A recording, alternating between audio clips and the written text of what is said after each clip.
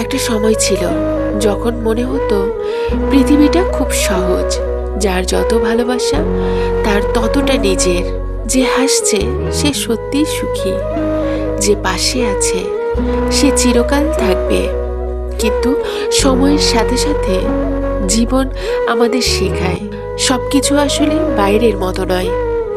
হাসির আড়ালে লুকিয়ে থাকে চাপা কান্না, আর কাছের মানুষগুলোও অনেক সময় মুখোশ পরে থাকে।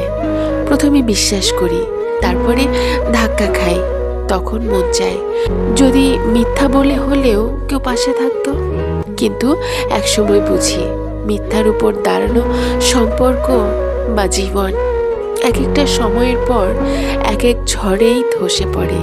তাই ধীরে ধীরে শিখে যাই বাস্তবতা কঠিন হতে পারে, কিন্তু সেখানেই আছে শক্তি আর সত্যিকারের আত্মমর্যাদা।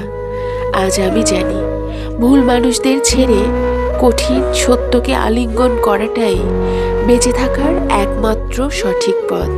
কারণ মিথ্যা স্বস্তি দেয় ঠিকই, কিন্তু সত্যি আত্মবিশ্বাস করে।